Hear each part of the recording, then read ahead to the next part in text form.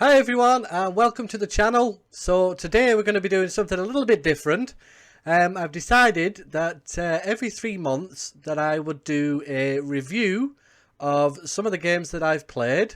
So obviously this time it will be from when my channel started in November all the way to the end of February. So we'll go through the games and I will give you my review on them, and I will also give them a rating. So I've done my rating system slightly different, and it will be based on medals. So it will start with worst being iron, moving up through to bronze, then silver, gold, and then finally platinum. So I will rate the games and give you my opinion on them, and then give them the rating. So the first one we started out with was Resident Evil 2. And this was obviously a remake of the original from the 90s. Now, I'd never played the original in the 90s. Obviously, I had seen my friends play it on the PlayStation 1. But back then, I was terrified of anything horror, so I didn't play it. Obviously, I've not played games for many, many years. And obviously, with lockdown, I decided this was my opportunity now to catch up on all the games that I'd missed. So obviously we started with Resident Evil 2, which of course you can go and check out if you want to.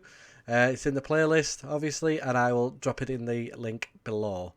So Resident Evil 2, I can't think of anything bad about this game. I really enjoyed it. Obviously it worked very well. Obviously the visuals were fantastic. The story was great, and the fact that you could not only play one playthrough, but you could actually play 4 playthroughs, and they were all different.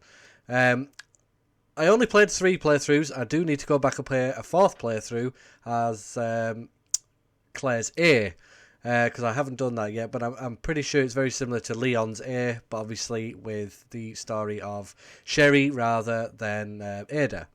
So I couldn't find anything wrong with this game. It wasn't short. It had a long playthrough.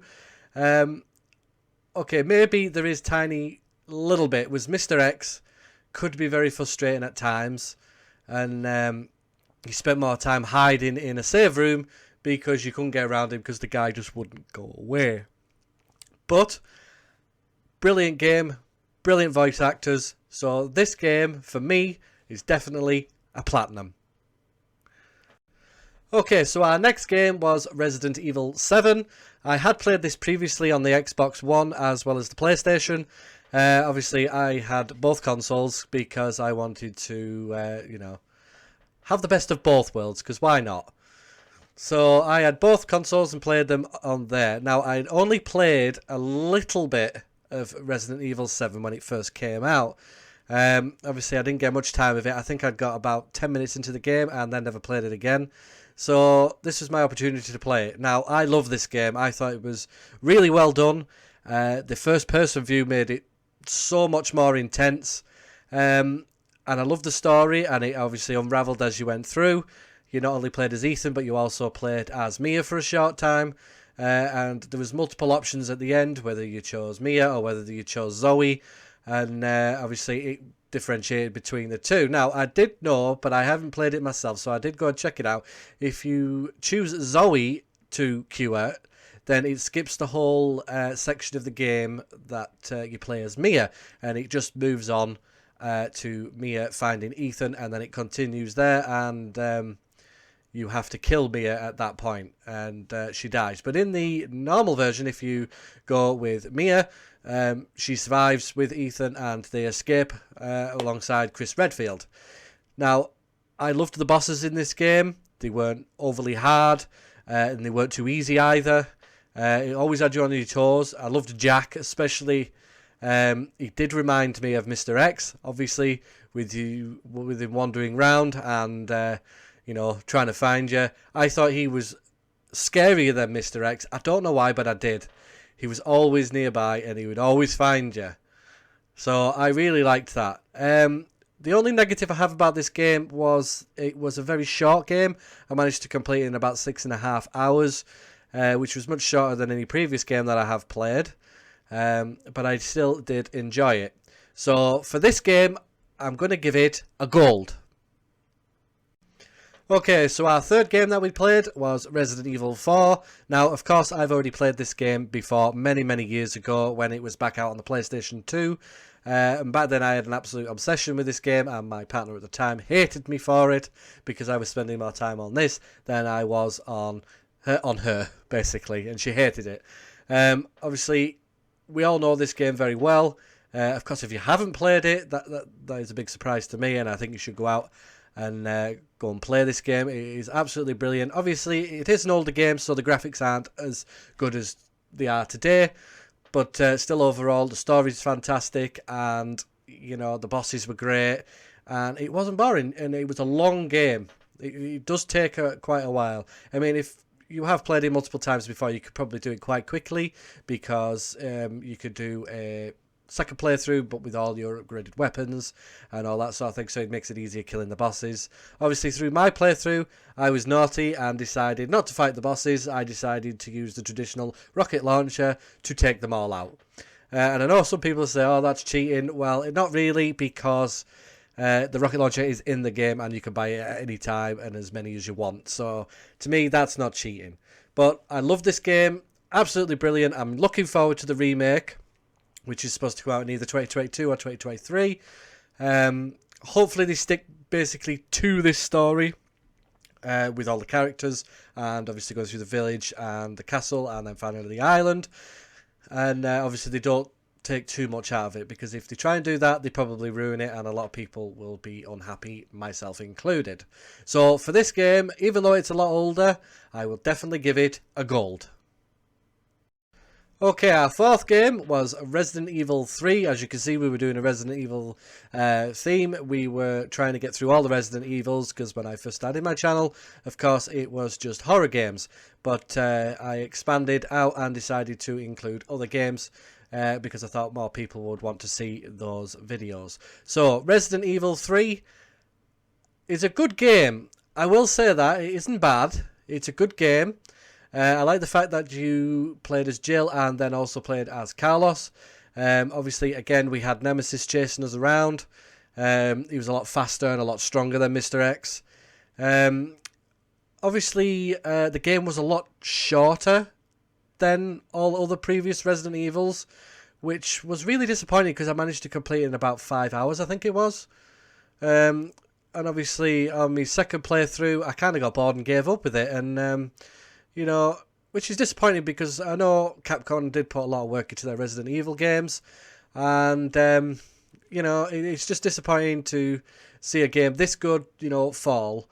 And no, I didn't play the original back in the 90s. Again, same reason as Resident Evil 2, but obviously I'm definitely give it a go, and I did enjoy it. I will say that I did enjoy it, but again, it was disappointing. So, unfortunately, for Resident Evil 3, I will give it a silver. Okay, so we moved on to The Evil Within. Now, I'd never played this game before, and I was told by a lot of my friends, as well as other people, that this was a really good survival horror. And to be quite honest, I agree with them. I really enjoyed this game. I actually played it through 3 times, because I wanted to experience it again and again. Plus, I always like to complete everything. I'm terrible for doing that in games. As you could probably see through some of my videos, I tend to wander around looking at pretty much everything and not actually going through the story, which, you know, probably annoys some, but not all. Loved this game, loved its crafting system. I'm thinking of the second one there, but we will get to that. I loved its system. The guns, obviously, you were limited to so many guns, and I thought the best part of it was you were limited on your ammunition, so you had to use it sparingly. It wasn't you'd go down a corridor or into a room and there was 100 bullets there waiting for you. Like most games, you would get maybe 1 or 2 bullets, so you really had to conserve your ammo for the more serious fights that you were going to get into. Now, this game had multiple bosses, and I must admit, the majority of them were terrifying. Obviously, the chainsaw guy from the beginning, you see him multiple times through the game. Obviously, at first he was terrifying, but after a while, I realised he was just a guy with a chainsaw and you just needed to shoot him. So he wasn't too bad. But then we moved on to Spider Lady, or Laura as she's called, and she was petrifying. I really did not like her. She was so scary. Sometimes it made me freeze. I don't think I died many times with her in the boss fights, but she does turn up again a couple of times during the game. Basically, most of the time you just have to run because you can't kill her. Obviously, on your second playthrough, you can kill her if you spend the time on the last boss fight with her and you constantly use the explosives and obviously the flame arrows specifically, or by setting her on fire any other way. You can kill her. But again, I'm not sure if she turns up again after that. I don't think she does. Our next boss after that was what we call Boxhead. It's obviously the guy with the safe on his head, and he has a big mallet, if that's what you want to call it, with a spike on one end, and he carried a bag, I'm assuming is full of human remains, and that hole also had spikes sticking out of it as well. So he was not too bad. He was a bit scary at first, but you got used to him after a while, and again, he turns up a couple more times during the game, and definitely towards the end where you end up fighting two of him. But obviously, if you've upgraded your weapons enough, he's not too bad to take down. Then obviously the other bosses, like I refer to it as the Thing, which was the giant creature that you fight in the garage, and he wasn't too bad. He mostly moved out of the way, or I was always moving out of the way when he was running at me, so I managed to avoid him most of the time. Obviously, he didn't take too much to take down. If you had a lot of explosives, you were doing okay. From there onwards, obviously, there was a couple of other minor bosses that you had to take care of, like the fake Ruvik that would turn up. Best thing to do is just avoid the arms that come out of the ground, and obviously take him down as quickly as possible so he's not in your way. And then that led finally to the end of the game, where you took on Ruvik, or Ruben, depending on which one you want to call it. And obviously he was that giant creature at the end where you required to use the rocket launcher to defeat him. Now, this game I thought was absolutely fantastic. I can't fault it, other than one tiny little thing, which I was glad they fixed in the second one, was the sprinting system. And he would literally run for 3 seconds and he was tired, like he'd been running for 20 miles. It was really, really frustrating, especially in a part of the game where Ruvik was following you around that mansion and you had to avoid him. Obviously, there was a few jump scares for me in there where I nearly took off out my seat, which you've probably seen yourself. And overall, it was a good game. Good game, definitely. I would play it again and again. Absolutely loved it. So obviously, I'm going to give The Evil Within a platinum rating because it was so fantastic.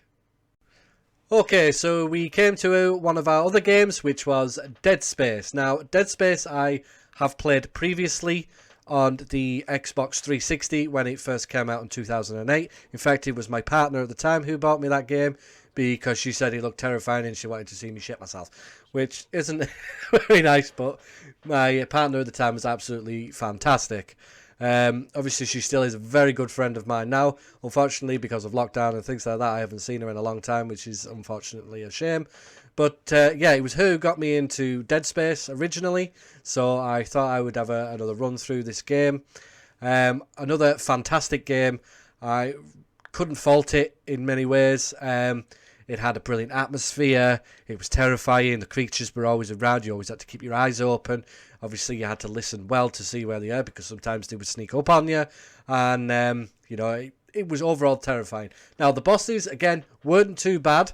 There were a couple that I thought were frustrating, especially the one on the hull of the ship where you had to constantly shoot the yellow parts to detach its, limbs. Unfortunately, I'm not sure whether it was me or whether it was my controller. I think it is the controller. It is quite sensitive, so I may have to upgrade on my controllers. I kept missing, or the limb kept moving out of the way, and it was really annoying. I had to do that multiple times to try and complete it, because obviously at the same time it's throwing stuff at the ship, at you, and you've got to try and stop them as well as shooting that. So I thought that was frustrating. The other part I did find frustrating was the asteroid cannon part, which you were shooting again the asteroids, but obviously the cannons couldn't fire quick enough to take out the asteroids. And obviously, again, I had problems with my controller, or it might have just been me. I really don't know. But the game is fantastic. Obviously, it's set up for Dead Space 2 and Dead Space 3. Obviously, as you're aware, I've played Dead Space 3. Dead Space 2. I'm nearly playing Dead Space 3.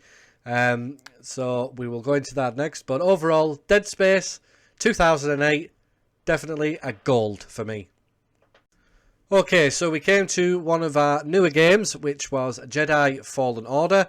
Now, I'd remained away from this because obviously I am a Star Wars fan, as a lot of people are, and I didn't watch any videos on it. The only thing I actually watched on it was the trailer when it first came out, and obviously it took me a while to play this game, again, for reasons I've previously explained. So through this game, I really enjoyed it. I loved the fact that you had, the BD. I absolutely loved BD. He was my favourite character in the whole thing. Obviously, we got the story on Cal and, his master. And obviously, then we picked up a couple of friends, which were Sia and I can't remember the other guy's name, the guy with 4 arms. And later on, we found another friend that joined us. I can't remember her name here. She was on Dathomir, and she joined us in the end. I love the game. I love the fact that you could choose your lightsaber colour later on in the game, and there was multiple different colours. Now, we know there is only established 6 colours within the canon, or rather the new canon compared to the old canon, but obviously the game allowed you to choose whatever colour you wished, which I thought was good. Obviously, I loved the purple one, so I obviously went with purple. Obviously, through most of the game, it was either blue, green, and I had my premium, which was orange, which I used for a while as well. But the story is really good. Obviously, going from each planet to planet and exploring and finding different parts. Obviously, I went back after my playthrough and went through and tried to have a look at, all the other stuff that I'd missed, so that I'd completed everything. I still haven't completed everything, so I still need to go back and do that. But this game is fantastic. Couple of bits that I was disappointed with was the whole climbing all the time and jumping from this and jumping from that. It reminded me too much of Assassin's Creed, and I thought, oh God, please no more. Can't we just, run around and fight and things like that? Obviously, include the jumping and the climbing, but there was too much of it. And there were specific parts that really frustrated me, especially when you're sliding down the ice and you've got to jump, try and catch something. I must have died multiple times, and at that point I started to get really annoyed with it. Most people would probably say that's just you because you're shit, which was true in regards to this game. I was really bad at this game, and I don't know why. But I really love this game. I'm hoping they do make a second one so we can continue Cal's story, find out where he goes from there and where he was by the events of the sequel trilogy of Star Wars. Now, again, I'm not a big fan of the sequel trilogy Star Wars films, as a lot of people are. I loved the originals, of course. Everybody loves the originals. I do like the prequels. Yes, I was a kid when the prequels came out, so I did enjoy them. Obviously, I was a big kid, so I loved them. I don't know, a lot of the older generation above me don't particularly like them, but I think they are way better than the Disney trilogy. The Disney trilogy was an absolute fail. And I'm hoping they're going to fix that by maybe erasing those films and redoing episodes 7, 8, and 9 again, maybe under, a proper director. Keeping to George Lucas's story, maybe expand on the canon a bit more, and bring that in so we can make a better trilogy. I'm probably just wishful thinking there. That's probably not going to happen. Anyway, so back to this game. Absolutely fantastic. Really good, but obviously with a few minor things, I'm going to give this game a gold. Okay, so we come to another Dead Space game. So I hadn't played this one, Dead Space 2. Obviously, I had played Dead Space 1 previously when it first came out, but Dead Space 2, I was new to this game. I thought it was just as good as the first one, slightly better. because now our character actually talked, he communicated with people. There was people with us, there's people we were meeting, there was new enemies, some of them quite terrifying. Again, the sound design was fantastic. I really enjoyed it. Obviously, this one was a bit shorter than the first one. You could complete it quite quickly. As you've probably seen in my playthrough, I managed to complete it in 8 parts, roughly managing around about an hour each part. So it was about 8 hours I managed to complete it, whereas the first one took me around about 12 hours, or somewhere along those lines, maybe less, maybe 10 hours. So it did feel a lot shorter, but I did enjoy it. One little frustration I had with the game was the constant wave of enemies. It was constant and constant and constant, and at that point I was like, oh god, this is just getting annoying. It's taken away that scare factor that it had, because it's just wave after wave after wave, and you're just like, oh god, shoot. Whereas in the first one there wasn't waves. Sometimes there was waves when there was a quarantine lockdown in the first one, but most of the time they would just appear, 1 or 2 of them, sometimes just one, and it made it more scary. But in the second one, they seemed to, come more and more often. So it kind of took the scare factor away. Again, it still was better than the first one in a way. Obviously, it's definitely a good game, and I definitely played through it a second time, and I may go back and play again a third time, because I really, really did enjoy it. So for Dead Space 2, I'm going to give it a gold. Okay, so we come to one of my favourite games that I've played over these last 3 months, which is the new Tomb Raider, which came out in 2013. Now, I'd played a little bit of this game when it did first come out, but I didn't get far again, so obviously definitely wanted to replay this game. I absolutely love this game. I can't fault it in any way. It had its main story, which you were following, but it also had side tombs, it had side quests, it had little items you needed to pick up, and documents, so you get more of the story. I loved the new young Lara. I thought it was nice to actually see her origin story, rather than as the older Lara, where she's already established herself and is out moving around finding new things. Obviously, she's trying to make a mark on the world, and she's trying to find this place called Yamatai, which I believe does exist, or did exist in Legend. It may actually do exist. I don't know. I'd have to look that up. Obviously, put that in the comments if that is the truth, if it is real or not. Obviously, I loved how you upgraded your weapons. You got different weapons as you moved up, and obviously you got different tools like your pickaxe, so you could climb. I loved the bow. I thought the bow was a good introduction into the game, because it made it more stealthy, and you could sneak around a lot more instead of Lara just running straight in, 2 guns, bang bang, as the old one was. I really loved the voice actress. Obviously, I do like the voice actress. I think she's absolutely gorgeous, and there's no surprise there that she was chosen for the face and voice of the young Lara. Now, obviously, in the first one, because it came out on the 360, the graphics were obviously good for the time, but obviously as the new gen came out, they weren't as good, and obviously the face of Lara was slightly different to what we see following in the next one, which obviously is more like the actual voice actress. Again, I love the characters in this. Obviously there was the bad guys, and then there was the other guys, which were the samurai who were protecting Himiko's body at the top of the mountain. And then there was obviously the I can't remember what they're called, the Solari, I think they were called, and they were trying to find a woman to take place of the Sun Queen, which they find in one of our characters, which is Sam. Obviously there was other characters. There was Jonah, and obviously there was Reyes, and there was a doctor who was a complete asshole. I didn't like him at all. I'm glad, spoiler alert, he died. Obviously there was a couple of other characters, and obviously a lot of people died. Obviously there was Lara's father's friend who had trained her. I am actually trying to figure out his name. Roth, he was called.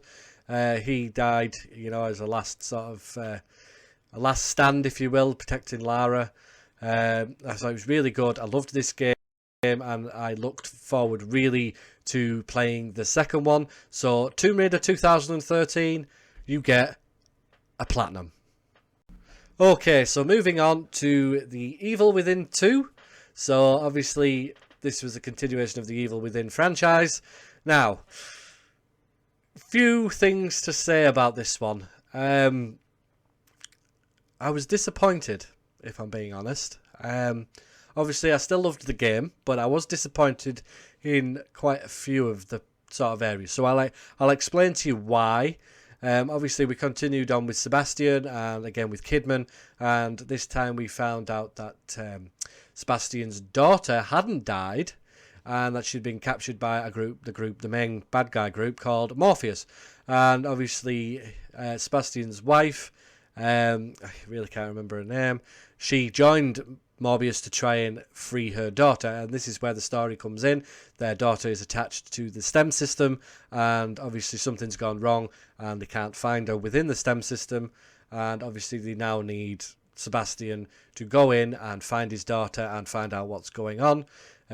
Obviously you meet multiple different characters within the game. I think there's Hoffman and I can't remember the other two guys. There's two fellas in it. You also helped. Obviously, as I progressed into the game at the beginning, I sort of realised that there was all of a sudden a crafting system, and at that point that really put me on a downer, because I thought, great, they're taking away that survival horror, which I was right about, because as soon as I got into the first safe house, there was a bench there that you could upgrade your weapons, which obviously was like the first one, which was fine. You could upgrade your weapons and obviously your health and your sprint speed and things like that, which I really thought was fine. But then it started doing the whole crafting system where you could craft bullets, you could craft arrows, and at that point I thought, well, it's not a survival horror anymore. You've taken that away from us, because it would have been better if you stuck with what you did in the first one, and obviously had limited bullets, and you were basically having to hide most of the time. Now, I did notice in this game that this had a lack of bosses. There was the giant woman with the huge circular saw on her arm. She appeared multiple times right at the beginning. And then obviously a couple of times further on in the when you were actually exploring the town of Union, but I didn't think she was particularly difficult. I could take her down in maybe 10 hits, which was disappointing overall. Then we moved on to one of the main bad guy characters that were there. I think he was called Stefano, and he obviously had that stupid ass camera. He was taking pictures of everything. He was the first proper boss, I would say. And to be quite honest, I didn't even think he was that difficult. He was quite simple to take down. All you had to do was wait until he was walking towards you, and then you shot him, and he went down. Obviously, he had a mini-boss with him, which was that giant, I think it's supposed to be a camera with legs. I didn't find that particularly difficult. You just had to avoid it. And if it spotted you, just shoot the camera part of it, and it would flop down, and that was the end of that. Obviously, the next boss after that, I believe, was... in fact, I can't even remember. That's how few bosses there were in this game. I remember the other bad guy, the priest. Or at least he looks like a priest. I think that's what he was supposed to be. Originally, he was supposed to go in and save Lily, which is Sebastian's daughter. And obviously, he turned bad and wanted to take control of STEM. Obviously, you don't fight him. Obviously, you find out later in the game that somebody else kills him. I won't spoil it, just in case you haven't played it or haven't watched through it. But then, it's before you actually come face to face with him, it brings back 3 of the old bosses from the first game. Obviously, the chainsaw guy was the first one. It was basically run away, turn around, stab him, and it was over. We then moved to the box head, which again was basically to shoot him a couple of times, and he went down. Then finally, Laura made an appearance. She was different. She didn't sound as scary. She sounded less scary. She was still creepy as the way she moved. It did take me a couple of goes to try and take her down, because I always found that she was the hardest boss in the first one as well in this one. And then after you do that, you try and take on, I think I finally figured out his name. It's Theodore, he's called, and you've got to take, and then after that, you try and take him out, but somebody else does. Obviously, you continue moving through the game, and then you come to the final boss of the game, which, of course, again, I won't spoil it just in case you haven't played it. And that was it, basically. There was a lot less than the first one. It didn't have as much jump scares. I will mention one. I'm not sure if we call it a boss, really. Was the ghost lady. Now, I must admit, she was petrifying. That was creepy, especially when she was slowly walking around and she was singing all the time, in that creepy voice, and then she'd quickly move dead quickly, and she'd disappear, and you didn't know where she was. I think I met her twice through the game. I think there is a third time you can actually to meet her. Obviously, I'd missed that during the game of my playthrough. On my second playthrough, I did actually go through that part just to see what it was like. It wasn't a boss, it was just basically avoid her and get out of there as quick as possible. Obviously, this particular game had a map, and it was more based on exploration, whereas the first one didn't have a map, and it was basically just go and, hope you were going the right way. So it was... I thought it was better in the first one than it was in the second one. So I was disappointed with this. So unfortunately for The Evil Within 2, I'm going to give you a silver. Okay, so moving back to the Tomb Raider franchise. Rise of the Tomb Raider. I absolutely love this game. I absolutely adore it, and I'm really looking forward to playing the third one. I've tried to avoid watching anything of the third one. I've seen the trailer, of course, but that was it. Obviously, the next one is set in the Central Americas, so I'm really looking forward to that. But with this one, it was set in Siberia, in Russia, and it was to do with a hidden city, a Greek hidden city, or Byzantine, if you want to call it that. But I'm just going to call it a Greek city. It was to do with the prophet who'd found an artifact, and obviously he created an army, created a city, and the city disappeared, and so on and so forth. I won't spoil the story, because if you haven't played it, I don't want to ruin it for you. But if you haven't played it, really go and play it. It's absolutely brilliant. Obviously, with the second one, it introduced a new crafting system, which I thought was good. I think it worked well within the game. Obviously, it was about survival, finding parts you needed, hides, trees, branches, everything you could think of. And with those things, you could always create weapons, as well as upgrading your equipment, and obviously upgrading everything else that you had.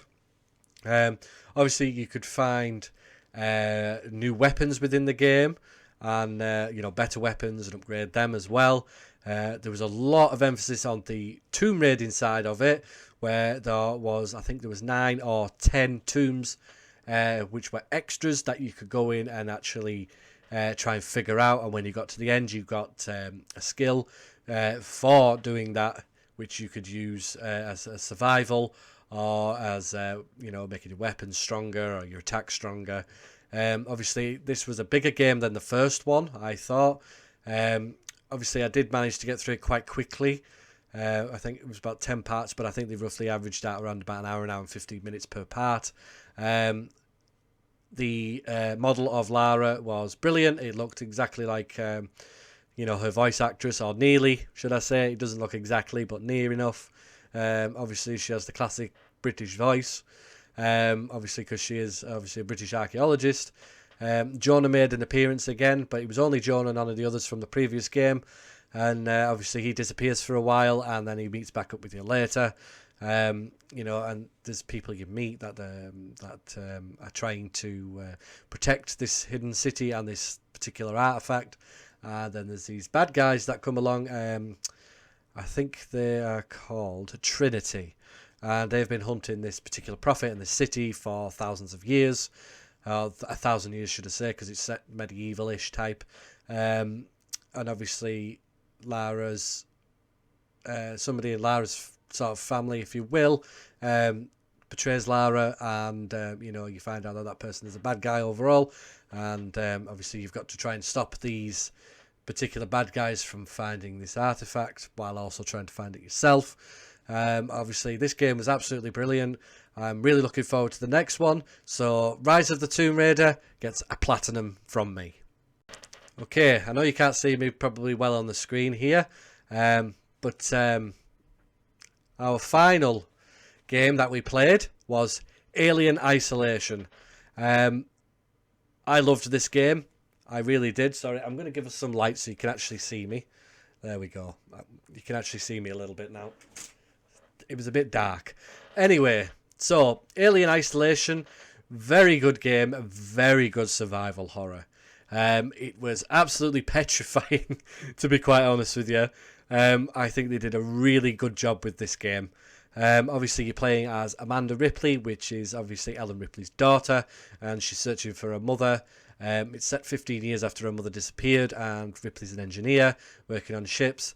And obviously, the story unfolds as they found the Nostromo's flight recorder or flight box, or whatever they want to call it, red box. And obviously she wants to go out and find out, and this is when you find out that the station that they're on, Sebastopol it's called, is infested with an alien, and obviously everybody's running around killing each other, trying to survive the best they can, and obviously Ripley is thrown into that, and obviously you get your few weapons that you get. Obviously I must admit you were limited again on your ammunition, especially your flamethrower, which was basically life or death if you didn't have that flamethrower. You never knew where the alien was. Most of the time you would use your tracker, but the tracker was never accurate. Sometimes it was picking up humans that were walking nearby and you would think it was the alien, so obviously you would avoid that area, and then the alien was somewhere else the whole time, and obviously you'd crap yourself at that point. I thought this really good game. I don't think they are going to make a second one. I don't think it needs a second one. I think once is more than enough. Obviously, I'm not sure if this is canon to the actual films. I got told it is, but I don't know. I'd have to look it up myself. It would make more sense because obviously in the second movie, the beacon from the ship is no longer active, and obviously they don't know about it, whereas in the first Alien film, the beacon was active and they homed in on it, and that's how they found the alien.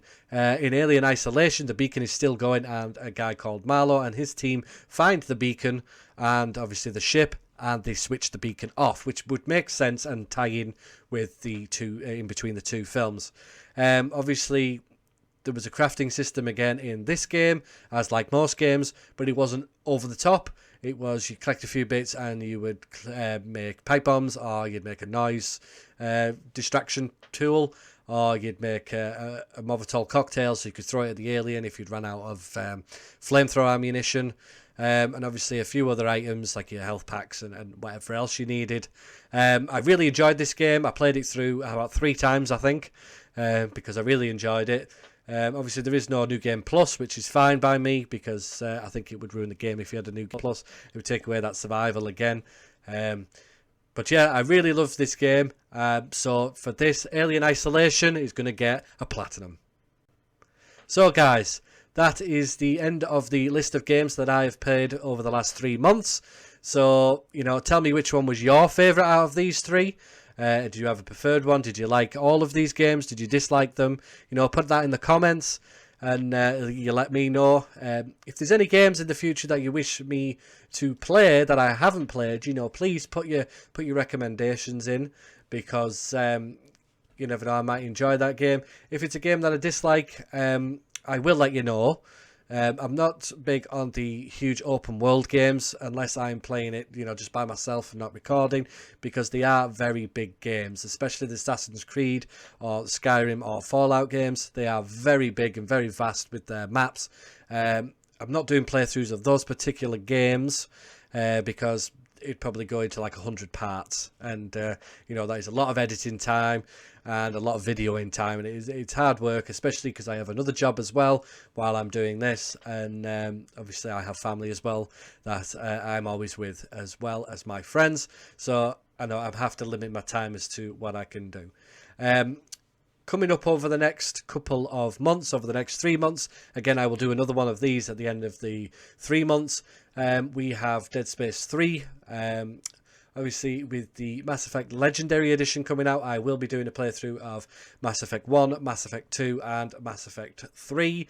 There is also Resident Evil 8 coming out, so I will definitely be doing a playthrough of that. And, of course, there is Tomb Raider 3 or Shadow of the Tomb Raider as well. That will be coming up in the next couple of months. Obviously, I will do a review of those particular games after the 3 months is up. I do have another list of games that I'm not too sure. A couple of them have fallen in that have been mentioned to, which was Terminator Resistance. Obviously, when it comes out, I'll explain more about that later on. And I'm going to give Resident Evil Revelations 2 a go as well, and I'm going to try and find something else. I'm not 100% sure what that's going to be, so please tune into those videos, guys. Give them a like. It really helps the algorithm, and it puts that video out there for me. Obviously, if you like my content, please do subscribe. It will really help me out, and it'll allow me to keep doing more and more videos. And it's much better to have more people with me. So this is the end of this video, guys. I hope you enjoyed it. So please tune into my next gaming video, and I will see you all next time.